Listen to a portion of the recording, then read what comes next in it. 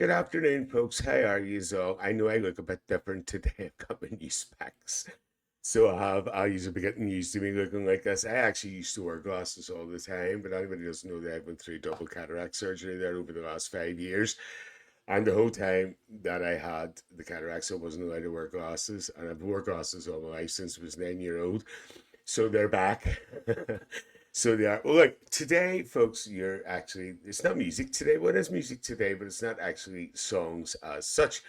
Today, we are going to be looking at the history of the London Boys. This one's very, very special to me. So it is because the London Boys, hold on, just fix this wee mic a wee bit. The London Boys, actually, I had the privilege of meeting in 1989 when I worked in London, in a bar in London. I actually got to meet them, and you couldn't meet the most nicest people. Even though obviously then they were famous and stuff in 1989, that was the height of their career. But something, they were absolutely really, really nice. But unfortunately, they came to a tragic end because, well, let's look at the story and see what happened. Now, this is a wee bit of a longer video today, folks. So just bear with me. So this is the history of the London Boys. So let's go. Let's get the black box. I'm gonna get my earphones on over here now. As usual. Right, so here we go. This video came from Martin Adams, I think is the name of the YouTube channel. Please check it out. The link will be in the description. So hopefully it'll not get blocked. Having an absolute nightmare out there. If anybody out there knows how, I have been looking how to put filters on videos to react to. If anybody can help me with that, please email me at the.chatterhouse at gmail.com. That's the.chatterhouse at gmail.com, because I just don't know how to do it, and I would need a bit of help if somebody can help me. Okay, so here we go. The history of the London Boys. So let's get the black box up. There it is. And I'll just check one more thing to make sure the sound's up, and here we go. Here we go. Help support AMTV by becoming a patron, an AMTV staff member, and following us over on Twitter. Okay.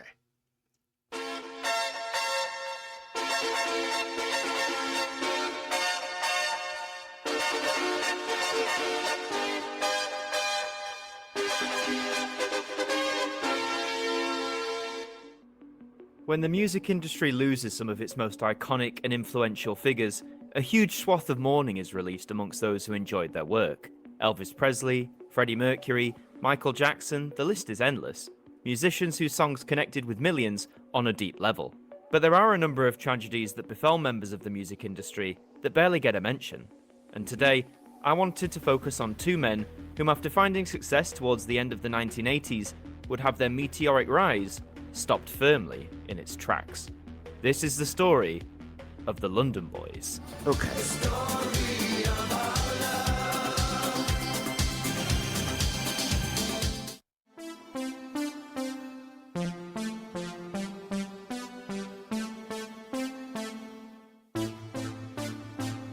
Adam Martin, that's the name, sorry.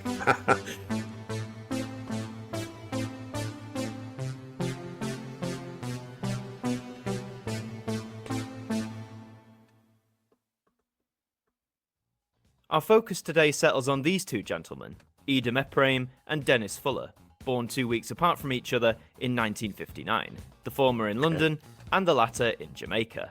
Okay. During their school years in Greenwich, the two met and quickly became best friends by the age of 11. The two enjoyed exercising, performing, and dancing, passions for which would form their basis of their act later down the line. As they reached their 20s, the pair decided to join a group that fully embraced one of the biggest trends of the late 70s, roller skates. The Roxy Roller outfit were a group who would sing and dance, all whilst darting about on their wheeled footwear. Dennis and Edom were a natural fit, given their prowess at dancing, and even featured on the group's only single, I Need a Holiday, which sadly didn't chart anywhere. I honestly didn't know that. So this group was, I Need a Holiday, was called Roxy Roller. And they're all on roller skates. I remember I used to have pair of roller, actually they weren't roller skates, they were roller boots. Uh-huh. And used to have roller discos and all that. But remember the roller discos? everywhere. However, the 80s were looming, and they would provide countless opportunities for a whole bunch of aspiring music acts. If Yeah. the late 70s was the era of disco, then the early 80s would be characterized by the new wave scene, and its heavy use of synthesizers. Yeah. Oh, Human League, don't you want me? Acts such as Germany's own Kraftwerk were instrumental in pioneering these electronic-based tunes, which were breaking into the mainstream charts more and more frequently. What is Speaking that? of Germany, Dennis and Eden would relocate to the German city of Hamburg in 1981. For the next few years, they would dance and perform at several clubs throughout the city, hoping that the right person would be in the audience in order for them to have a true crack at mainstream success. After 5 years of hard graft, in 1986, Hey, anybody have hair like that? Lovely. Sorry, don't mean to laugh. That was the 80s. that moment would arrive. For those who are fans of the Beatles, Where's you the may Beatles? recognise the importance of Hamburg as a springboard city of sorts for aspiring artists. For it was Hamburg where the Beatles, pre-mainstream success, would constantly perform. The Oh. man behind their booking was Horst Fascher. Maintaining Right. his eye for talent in the following decades, whilst visiting the Black Market nightclub, Fascher witnessed the two lads from London showcase their stuff on the main stage. Dazzled by their ability to sing, dance, and just their sheer charisma, Fascher would introduce the pair to Chappell Music Publishing. Impressed by the boys, Chappell was a bit stumped as to what to do with them, in terms of how to package and promote the act. To resolve this, they brought in Ralph Rene Maui, a writer and producer who had contributed songs to Chappell in the past. For Maui, this was a dream come true. He instantly began working on songs that would benefit the boys' talents. Tracks with great lyrics to belt out, but also melodies in which they could demonstrate just how appealing their dancing could be. All of this culminated in the summer of 1986, for which the duo, now newly christened as the London Boys, would release their very first single, I'm Gonna Give My Heart. Okay. Right from the opening notes, this would be the style in which the London Boys would continue to hone and adapt their signature sound. A dramatic production, matched by the instrumentation which honestly remains one of my favourites of their discography.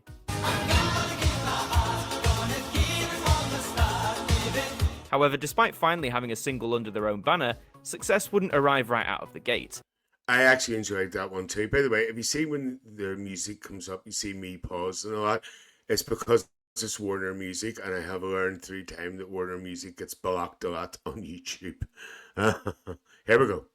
At least, that was the case when it came to the European markets, including their native UK. I can do that. However, I'm Gonna Give My Heart was insanely successful in South Korea, where What? it would top the charts.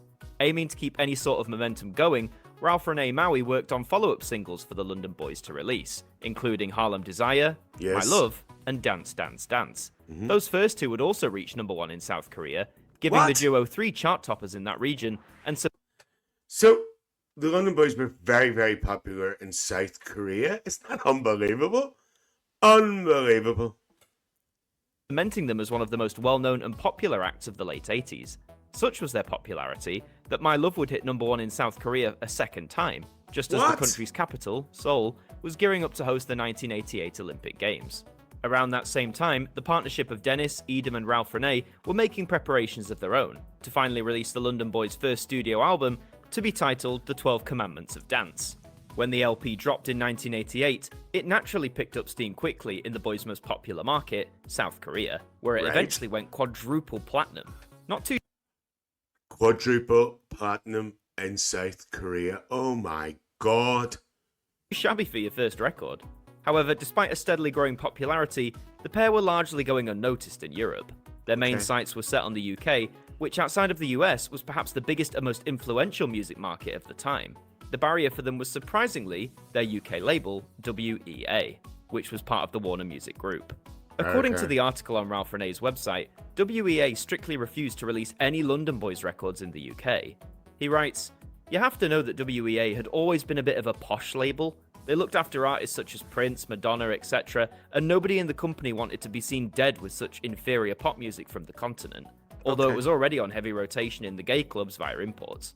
However, just as Dennis and Edom had Horst Fascher break down barriers for them to get signed, I wonder their breakthrough why. in the UK was largely helped by one man who at the time was seen as one of the most influential and powerful people in British pop music, Pete Waterman. Pete Waterman. Pete Waterman was a producer and songwriter, one part of the powerhouse trio known as Stock, Aitken and Waterman, or SAW for short. Throughout the latter half of the 1980s, SAW was responsible for a whole wealth of hit singles. So this is Stock, Aitken and Waterman. I only know Pete Waterman. I've actually never seen the other two. This is the first, so there you go. Giving many artists their breakthrough, including Jason Donovan, Yep. Kylie Minogue, and even... Rick! By 1988, their dominance in pop was assured, and it was generally thought that if you worked with them, you'd have a hit single on your hands for sure. Pete Waterman had in fact discovered the London Boys album whilst visiting Paris, and fell in love with the sound and stylings of the duo. Despite being unavailable to purchase in the UK, according to Ralph Renee, Waterman would hold up the album on his late-night television programme, The Hitman and Her, and... Who remembers the Hitman and Her? Not very many people, because if anybody doesn't know, any younger people, the Hitman and Her was always shown during the night. I think it started about 2 a.m. in the morning, and I can remember coming home from a night out, maybe about 2 o'clock in the morning, absolutely obliterated, trying to focus on the Hitman and Her. They had a big black dancer called Clive, and he used to wear a blonde wig. As you can see, it was hosted with Pete Waterman and Michaela Strachan. A lot of all the PWL people were basically there. And, this is where they got, I loved it though. I really, what I can remember about it. But it was very, very popular. And again, it wasn't until about 2 a.m. in the morning, but it was very, very popular. Speak on how fantastic it was. Yeah. After much pressure from Waterman, WEA finally relented and agreed that they would release the album in the UK, with new song Requiem as the lead single. Oh, I love This was a true make-or-break moment. If Requiem didn't capture the ears of the British public, then the London Boys' chances of chart success in the region would grow ever slimmer. When it came to making the track, Ralph Renee saw this as a culmination of the huge, dramatic soundscape he wanted to create for the London Boys. With larger-than-life sounding production, a rap-based verse, and a tantalising chorus, this was everything a lead single could have hoped to be in 1988. Here we go.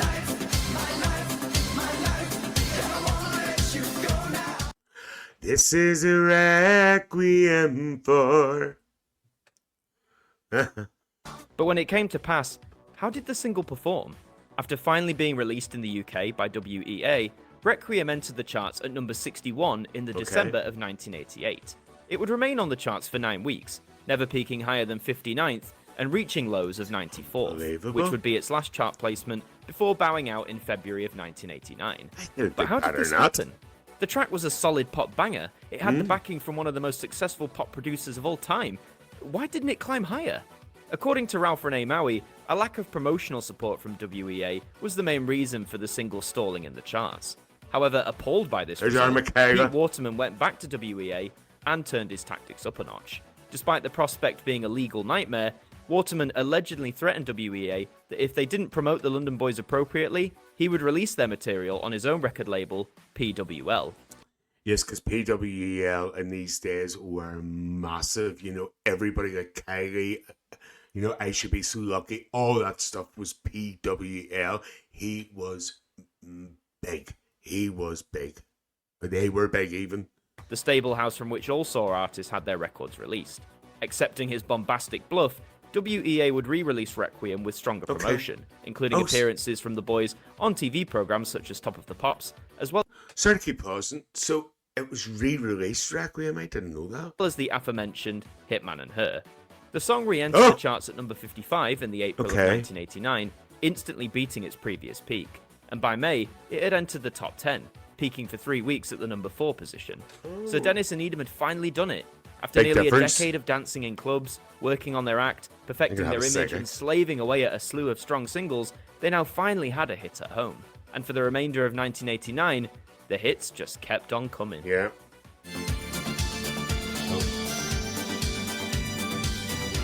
As with any pop act, you can't just rest on the laurels of your first hit single, lest you be confined to the often maligned status of one-hit wonder.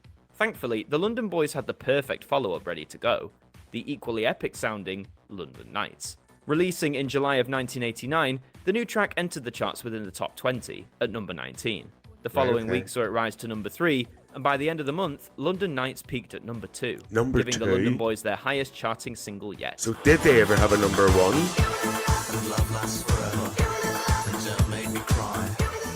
Several performances on TV undoubtedly helped boost the single's presence, not only proving Dennis and Edom to be some of the most talented dancers amongst their contemporaries, but also how that blended with their sound. As Alan Connor writes in 2021, the London Boys sound was established as huge melodic productions, packed with oceans of vocals and instruments. This sound very much fits in with the pop standard of 1989, with several Saw productions continuing to dominate the charts, many of those singles also containing multiple layers of production.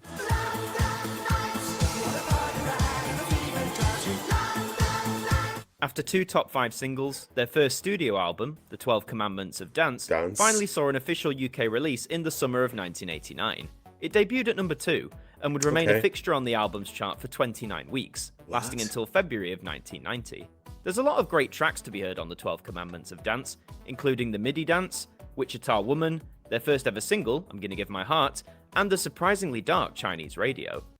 I actually had the album record, 12 Commandments of Dance. It was brilliant. It was brilliant. Now, this Chinese one they're talking about was supposed to be very dark. I didn't know what the meaning of it. We're going to hear about it now. Described by Ralph Renee in a 2021 interview, a guy in the Far East takes too many drugs and wakes up lying on a bed in his hotel room. But every time he's regaining consciousness, all he sees is a little Chinese transistor radio playing by his bed. The song remains one of the standout tracks of the album, and despite seeing its potential as a single, Maui admits, not for the London Boys in 1989.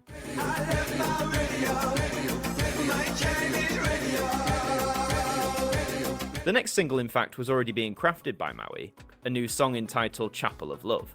However, WA instructed Ralph Renee to hold off, as in his own words, the label wished to milk the album first.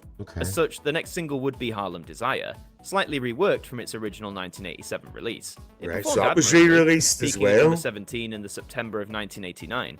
And like its 2 predecessors, Harlem Desire combined elaborate, dramatic production with slick vocals and a meticulously crafted dance routine showcased on all of the major music programs on TV. However, Ralph Renee observed the single's failure to reach the top 10, and in 2021 claimed that due to WEA's insistence on milking the album, that he knew there and then the act was dead, because now we had to put out old songs from 87, 88 as singles to follow up from the innovative Requiem and London Nights. Harlem Desire was indeed a 2-year-old song upon its UK release, and the same could be said for the 4th and final single from 12 Commandments, My Love.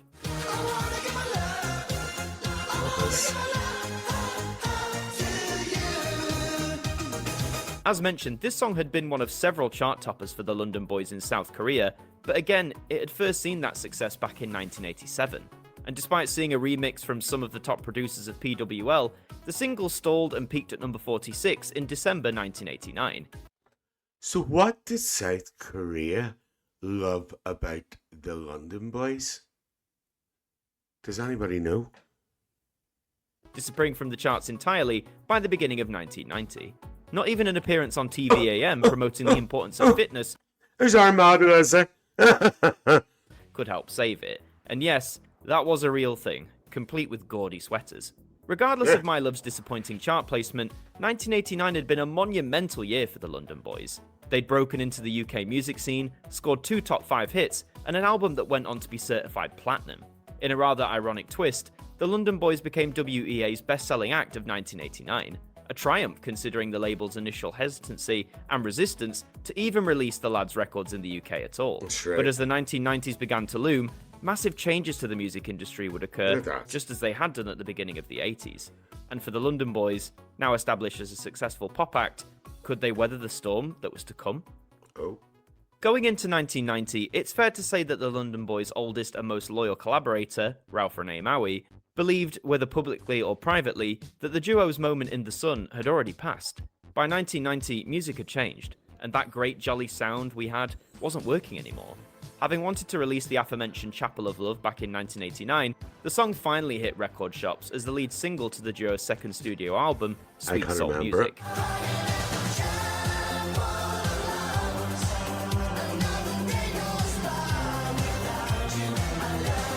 It continued to I have never ever heard that one before. Never. develop the Requiem style sound with dramatic production and such, but as Ralph Renee notes in 2021, Chapel of Love just sounded dated, a year after the Requiem formula, even though it was one of the best songs I've ever written. Maui's predictions also came to manifest in the UK singles chart, with Chapel of Love debuting and peaking at number 75, dropping out of the charts completely 3 weeks later in the June of 1990. Undeterred, a second single, Freedom, would follow some months later, performing much more strongly, but only managing to peak at number 54 in the January of 1991. When the second album, Sweet Soul Music, did eventually drop in the UK the same year, it didn't even manage to make the albums chart. This must have been a crushing blow to Edom and Dennis, who just 2 years prior had one of the biggest selling LPs in the country. Ralph Renee exemplifies that disappointment by saying, "It's insane, after an album that nearly went double platinum, that Sweet Soul Music didn't chart." 3 more singles attempted to regain some of the ground the London Boys had so desperately tried to build, including the Motown-infused title track, Sweet Soul Music, the more balladesque Is This Love, and the upbeat Tonight Tonight, none of which were able to even make the UK singles chart. Is this love? That's all I'm asking. Is this love? That actually sounds very sort of Eurovision, doesn't it? Happy New Year 1993, a very warm welcome from Carlton TV. In just the space of 2 short years, pop music had changed entirely. The 90s actually brought in a major threat to the more traditional, family-friendly sound of pop, with genres such as grunge and gangster rap exploding in popularity, with pop subsequently adapting a harder, edgier sound. More jolly-sounding tracks still hit the top 10 every now and then, but for the most part, acts like the London Boys, whose signature sound was bathed in lavish production and instruments of the 80s, was now already seen as wildly dated and profoundly uncool amongst music fans. The failure of Sweet Soul Music could have marked a really easy point for the London Boys to pack it all in, but just as they had done during their rise in the 80s, they pressed forward. By 1993, Eurodance had risen to become one of the biggest genres in popular music. With little focus on lyrics and more on the thumping beats, these tracks were rather like Marmite. You either love them, or you hate them. The needle was pointing more towards the former in the early 90s, with tracks such as the mega smash Rhythm is a Dancer cementing the sound into popular culture. Sensing this shift, Ralph Renee, together with Dennis and Edom, crafted a new album that embraced these current trends in dance. Okay, folks, just in case you're wondering, I'm staying small in the corner so you can see everything, but it will pop up again in a minute. Dance music, resulting in their third studio LP, Love for Unity. The lead single actually had dropped the year prior in 1992, the dance-heavy Moonraker. And no, it has nothing to do with the 1979 James Bond film or the Shirley Bassey title track of the same name, though it is an absolute banger, fully in line with its contemporaries of the genre.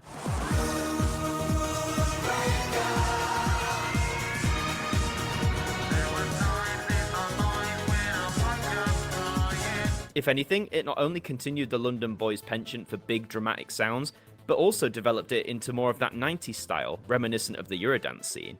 Moonraker, however, did fail to chart, but all were hopeful that the second single would be the great return of the London Boys to mainstream popularity. The single in question was a cover version of the Equals' 1966 song, Baby Come Back, now given a 90s makeover. Come back, baby, come back. When asked in Now, I didn't know they did a version of Baby Come Back, because I know what you call your man. Is it Pato or Pato Benton? And your man at UB40 did a version, but I didn't know they did a version. There you go. I'm learning stuff here. 2021 about why a cover of a near 30-year-old song was the way to go for Love for Unity's promotion, Ralph Renee Maui said, "The cover version was a way of trying to get some attention, because they were the in thing at the time. And if you look at the pop landscape of 1992-93, he certainly isn't wrong." One hit cover that springs to mind was Erasure's ABBA-esque EP, taking tracks from the iconic Swedes and giving them a fresh 90s sound. It duly raced to number 1, so you can forgive the London Boys for thinking that taking a 60s hit and giving it their signature spin would at least see it crack the top 40, right? Absolutely. Sadly, Baby Come Back would be another entry in the long list of London Boys singles that failed to make the UK singles chart. Perhaps crueler still, just over 1 year later, in the autumn of 1994, Pato Banton, together with Ali and Robin Campbell of UB40 fame, released their own cover of Baby Come Back, which would go on to reach number 1 in the UK, staying there for 4 weeks. With their revamped cover and new sound failing to catch on, when Love for Unity was eventually released in 1993, it made the weakest splash of any London Boys LP thus far. It didn't chart anywhere, and their label at the time, East West, was recommending to Dennis and Edom that they sack off their longtime friend and producer, Ralph Rene Maui, in favour of a new team who would try and take them in a new, more successful direction. Ever the gentleman, the two declined the offer, instead heading to Polydor with Maui with a rather interesting concept.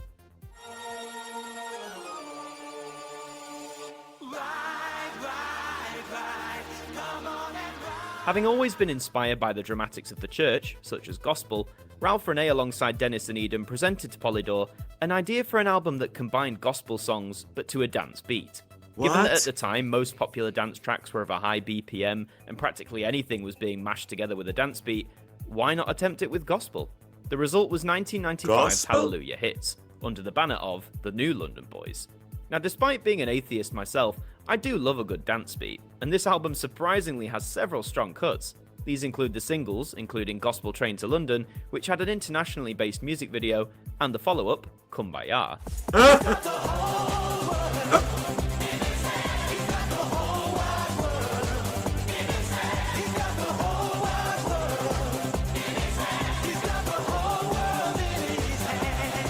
From what I can gather, Hallelujah Hits was only released in I'm shocked at this. certain European territories. It didn't manage to chart or reinvigorate the London Boys as a pop brand, but the two were clearly enjoying this new direction, and plans were already being drafted up with Ralph Rene for more songs embracing the church theme. However, despite this new lease of creative life, the time of the London Boys was about to be cut dramatically short in a terrible fashion. No. Ever since he'd come to know them, Ralph Rene had always held an opposition to Dennis and Edom heading off on their skiing trips to the Eastern Alps. A favourite downtime activity held by the pair, Maui always tried to talk them out of it, claiming that if they gained an injury, then they'd be in a jam in regards to performing. Nevertheless, year after year, the boys would continue to head off on their ski trips. But in 1996, Ralph Rene's worst fears... But the thing about it is, it was their holiday, it was their time out. It was something they enjoyed doing. I know it's coming here. I'm getting upset already, but here we go. Let's get it over with. came true, but beyond anything he could have ever imagined. On the 21st of January, 1996, Dennis and Edom were in the process of enjoying their latest excursion through the Austrian Alps. On the opposite side of the road, a drunk driver was heading towards them at speed, and eventually would crash into them head-on. The collision caused 5 deaths. The drunk driver, who hailed from Switzerland, a Hamburg DJ, who was a mutual friend of the London Boys, Edom's wife, Bettina, as well as Dennis and Edom themselves. So, not only did they die, but his wife died as well.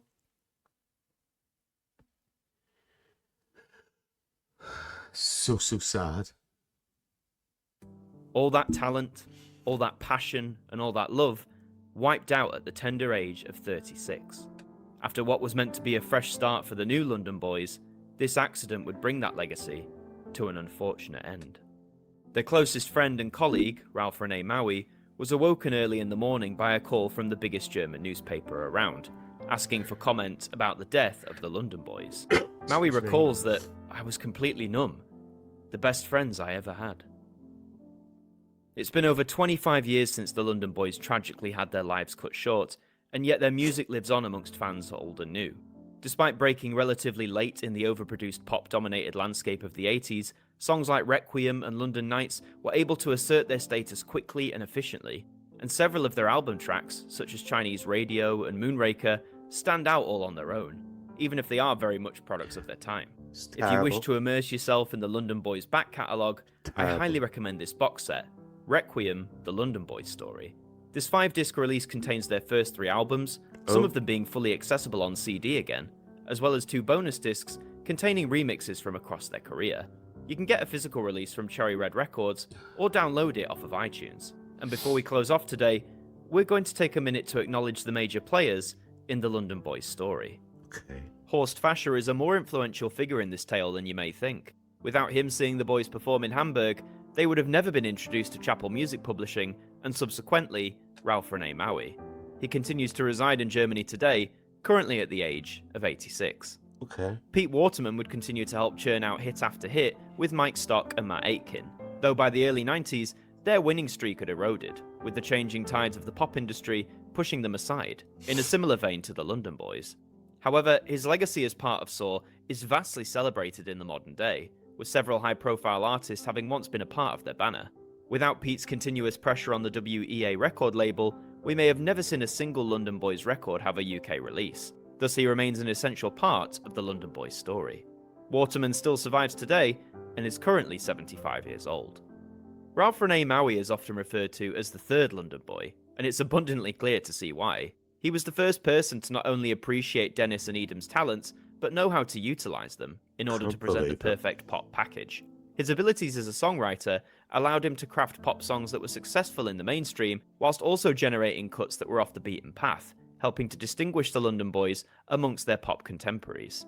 Despite his premonitions that the act was doomed commercially as early as 1990, he stuck by the duo, all the way up until their deaths in 1996.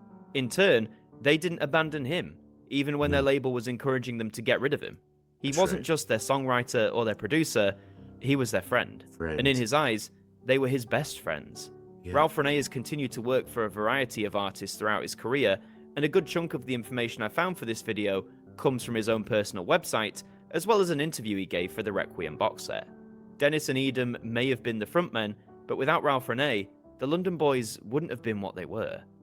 Finally, we touch on the two lads themselves, Dennis Fuller and Edam Ephraim. For two boys who grew up with a love of dancing and performing, for them to do what they did in their lifetime is such a special achievement. Many will today still just dismiss them as a cheesy pop act, but you can't brush aside the sheer talent these two possessed. Those slick dance routines and vocals don't just appear overnight. It takes time, hard work, something that these two grew familiar with quickly. After spending years working the Hamburg club circuit, their patience was rewarded, and although it took a few more years to find success in their native UK, once they found it in spades. 1989 was the year of the London Boys, with their presence on TV, and more importantly on the charts, cementing them as one of the most standout and successful breakthrough acts of the year.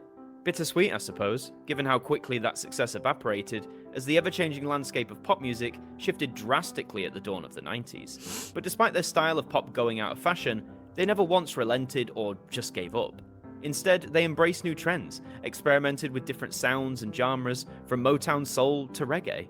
And had their lives not been cut so short, I reckon their new church-inspired direction would have provided them with a joy that transcends commercial success. But whether or not that would have come to pass, we'll never know. Both London Boys left children behind in the wake of their death. Dennis's daughter Laura was 10, who was now being raised solely by her mother.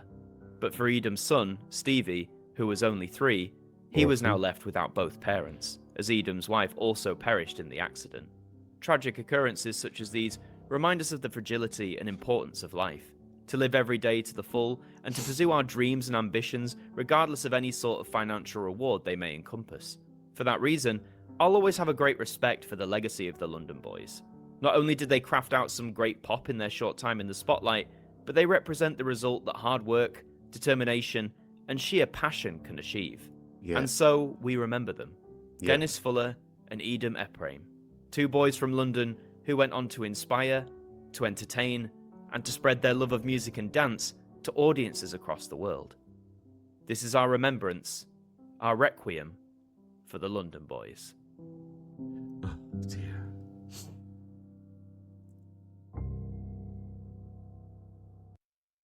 Oh. Okay, folks. Sorry about all the sniffing and all in the background there. You know, it's just really, really got to me there.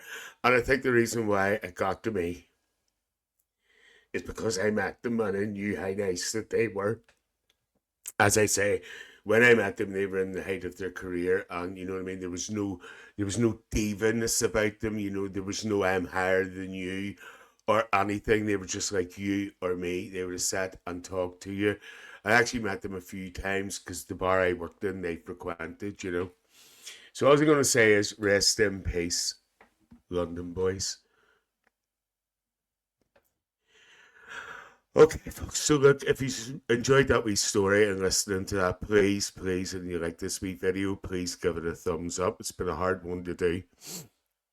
And if you haven't subscribed to the Chatterhouse, please do so. The Chatterhouse is not just for reactions, the Chatterhouse is also a community group as well. We're also on Facebook at the Chatterhouse if you want to check that out. All details about the Chatterhouse is in the description of the channel. Well, folks, thank you very much for joining me this afternoon. This is when I'm recording this, looking at the London boys. May they rest in peace. You all look after yourselves, and I will see you all very, very soon. Bye bye.